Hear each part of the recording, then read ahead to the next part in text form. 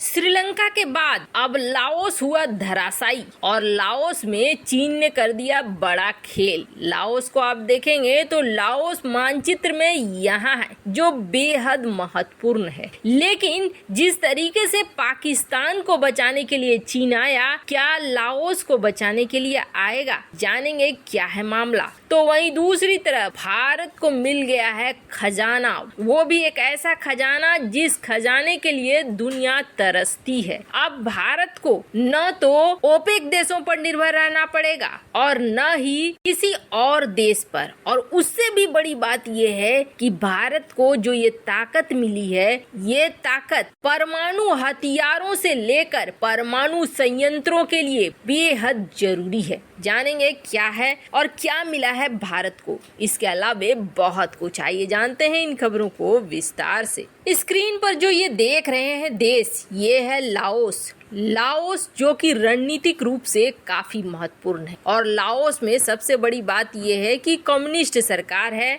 और ये कम्युनिस्ट सरकार सीसीपी को यानी कि चीन को बहुत ज्यादा पसंद करती है। जो लाओस की पार्टी है उसका नाम है लाओ पीपुल्स रिवोल्यूशनरी पार्टी LPRP और ये LPRP पूरी तरीके से चीन को समर्पित है। चीन ने यहाँ पर निवेश किया और ये निवेश था करीब $16 बिलियन का। $16 बिलियन का निवेश करने के बाद यहाँ स्थिति सुधरनी चाहिए, लेकिन ऐसा हुआ नहीं। मूडी ने तहलका मचा दिया। मूडी जो कि दुनिया की आर्थिक संस्था है जो रेटिंग देती है, उसकी रेटिंग ने बवाल मचा दिया, क्योंकि मूडी की रेटिंग ने ये बताया कि लाओस अब कुछ ही दिनों का मेहमान बचा है। क्यों? इस वक्त $1 की बात करेंगे तो $1 बराबर है लाओस की मुद्रा लाओ KIP के 14,000 के बराबर। यानी आप समझ लीजिए कि किस तरीके से मुद्रा यहाँ पर गिर रही है। ऊपर से स्थिति ये आ गई है, चीन ने जैसा खेल सबके साथ खेला है वैसा ही खेल इसके साथ भी खेला है। इस वक्त यहाँ महंगाई चरम पर है, ऊपर से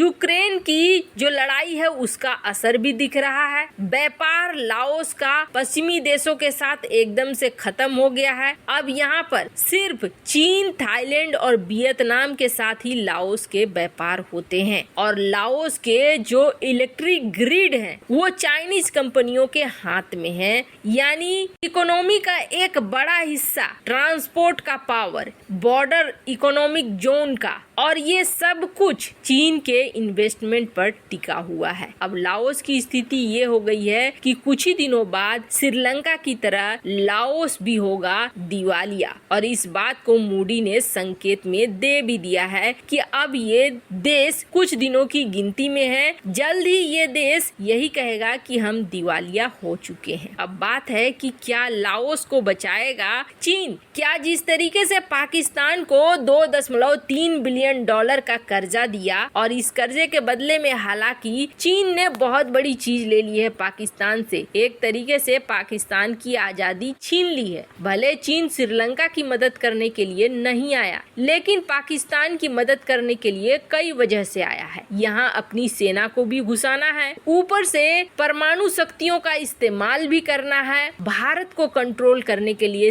पाकिस्तान की मदद भी चाहिए, लेकिन लाओस के साथ थोड़ा कंडीशन अलग है। हो सकता है रणनीतिक रूप से वियतनाम के करीब है ये, इसलिए यहाँ पर बचाने को चीन आए, लेकिन अभी एशिया का एक और देश ये धराशायी होता हुआ दिख रहा है, जो बेहद चीन की सोची समझी चाल को दिखला रहा है। जो भी देश चीन के संपर्क में गए हैं वो देश धड़ाम होते चले गए हैं। खैर, अब एक के बाद एक हर देश का हाल वही हो रहा है। तो वहीं दूसरी तरफ भारत के लिए बहुत बड़ी खुशखबरी निकल कर सामने आई है। भारत को एक ऐसा भंडार मिल गया है जो भंडार बहुत महत्वपूर्ण है और ये भंडार इस वक्त मिलना और भी ज्यादा महत्वपूर्ण है। आप देखेंगे देखेंगे इस वक्त दुनिया में दो चीजें चल रही है। एक चल रहा है हथियार, और हथियारों में भी कौन सा हथियार, परमाणु हथियार पर दुनिया ज्यादा जोर दे रही है। जिसके पास जितना ज्यादा न्यूक्लियर वेपन है उतना ज्यादा वो ताकतवर है। वहीं दूसरा सेक्टर है एनर्जी का सेक्टर, एक ऐसा सेक्टर जिसमें अब दुनिया निर्भर नहीं रहना चाहती है तेल पर और गैस पर। तेल के लिए किसी दूसरे देश पर निर्भर रहना सबसे बड़ी समस्या बन गई है।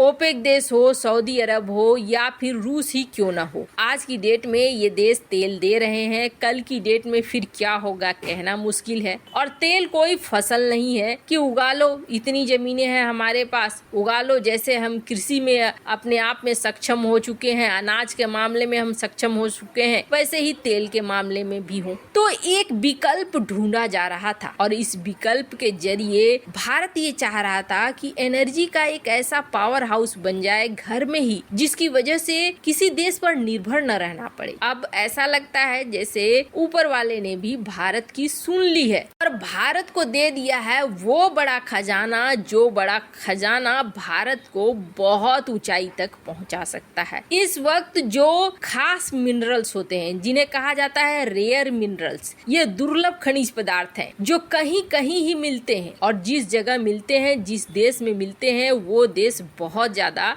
फायदे में चला जाता है। अब ऐसा ही हुआ है भारत के 3 राज्यों में, झारखंड, आंध्र प्रदेश और राजस्थान। आंध्र प्रदेश में अंदाजा तो बहुत पहले से था, क्योंकि आंध्र प्रदेश में आप देखोगे भारत उत्खनन करना चाहता था, देखना चाहता था कौन कौन से मिनरल्स हैं, लेकिन कभी देखता नहीं था। जबकि सूचनाएं ये थी कि आंध्र प्रदेश की जमीन में बहुत सारे रेयर मटेरियल्स हैं, और यही वजह है कि चीन आंध्र प्रदेश को हर हालत में, अरुणाचल प्रदेश में भी बहुत सारे ऐसे रेयर मिनरल्स हैं, लेकिन उसका उत्खनन पहले नहीं किया जाता था। पर अब चीनी दबाव को हटाते हुए भारत इसका उत्खनन कर रहा है। पर अब जो खबर आई है वो खबर भारत के लिए बहुत फायदेमंद है, क्योंकि एक ऐसा मिनरल मिला है, एक ऐसा रेयर अर्थ मटेरियल मिला है जो बेहद जरूरी है परमाणु कार्यक्रम से लेकर एनर्जी सेक्टर के लिए भी। आप जो ये देखते हैं थर्मल स्टेशंस, यहाँ पर भी न्यूक्लियर एनर्जी के लिए यूरेनियम की जरूरत होती है, और न्यूक्लियर बम वगैरह बनाने के लिए भी यूरेनियम की जरूरत होती है। अब भारत के झारखंड, आंध्र प्रदेश और राजस्थान, इन 3 राज्यों में मिले हैं यूरेनियम के बड़े बड़े खदान। लेकिन इसमें सबसे बड़ी बात है राजस्थान के सीकर डिस्ट्रिक्ट में बहुत बड़ा मिला है, और ये इतना बड़ा है कि भारत जो अपने आत्मनिर्भर प्लान के तहत करना चाह रहा है, न्यूक्लियर हथियारों का निर्माण या थर्मल स्टेशंस का निर्माण, वो भारत बहुत आसानी से कर सकता है।